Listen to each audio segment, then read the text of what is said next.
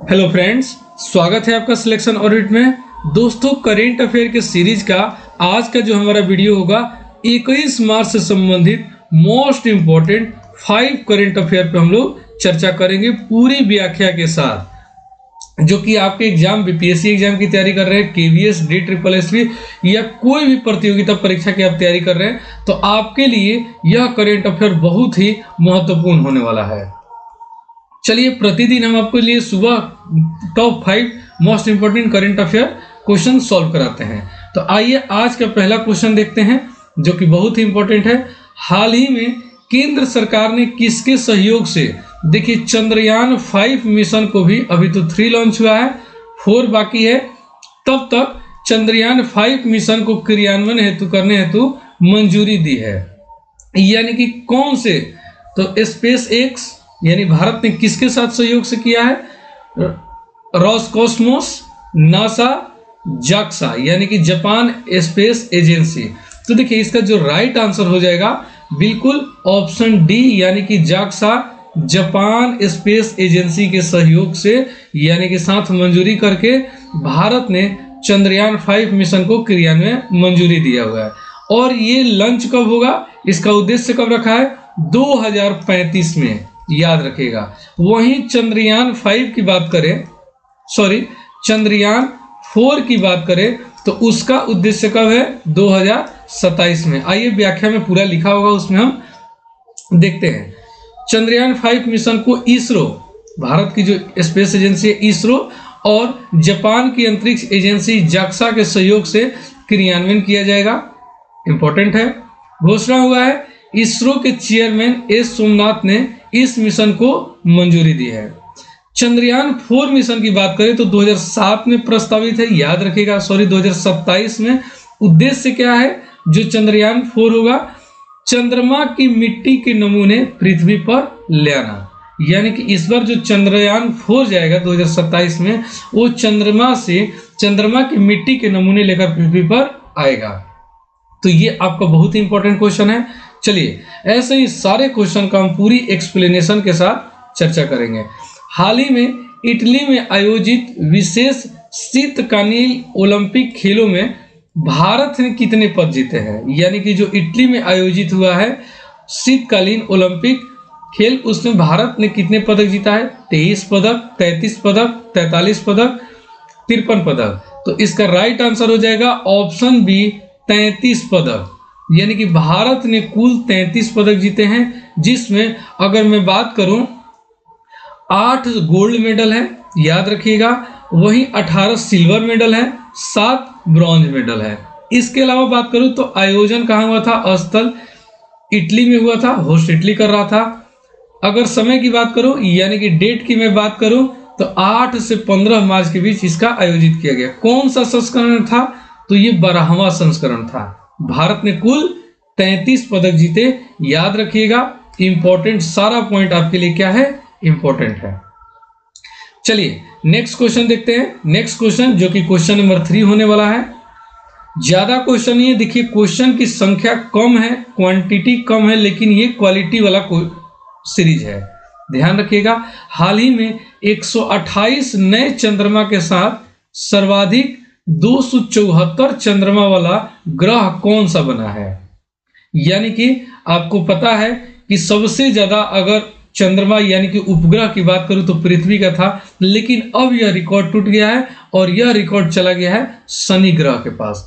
याद रखिएगा, शनि ग्रह का 128 नए चंद्रमा के साथ अब 274 उपग्रह हो गया है शनि के। यानी कि शनि ग्रह अब सौर मंडल में सर्वाधिक चंद्रमा वाला ग्रह बन गया है। बहुत ही इंपॉर्टेंट आपके ज्योग्राफी, ईवीएस, साइंस के टॉपिक के हिसाब से यह आपका बहुत ही इंपॉर्टेंट क्वेश्चन बनता है, क्वेश्चन आ सकता है।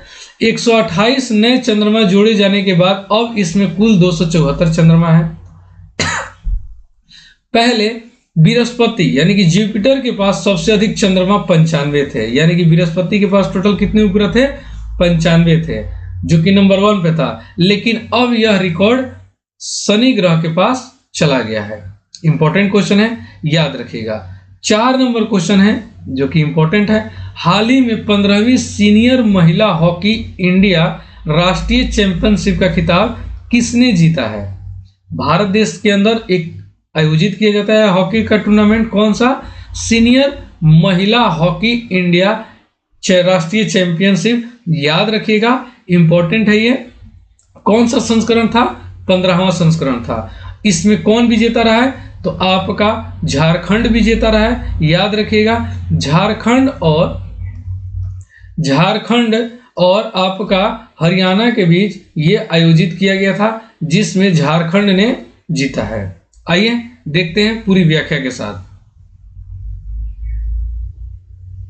चलिए, फाइनल मुकाबला जो हुआ है झारखंड बनाम हरियाणा के बीच हुआ है। झारखंड ने पहली बार यह खिताब जीता है। याद रखिएगा, झारखंड जो राज्य है पहली बार खिताब जीता है।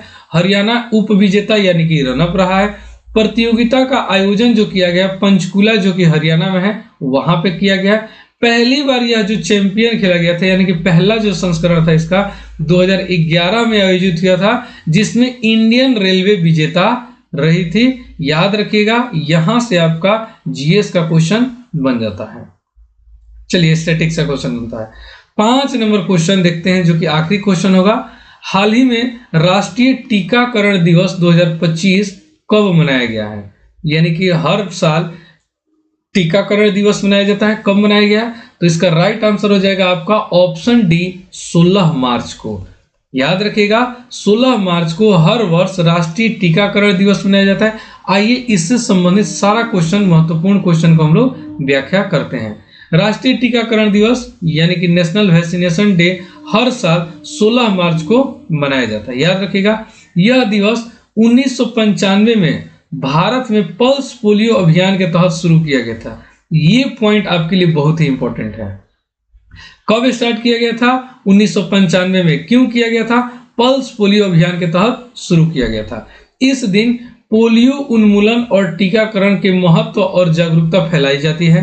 याद रखिएगा, पोलियो मुक्त भारत को 2014 में पोलियो मुक्त देश घोषित किया गया। जितनी बार कहे कम है, बहुत ही इंपॉर्टेंट ये आपके लिए क्वेश्चन है।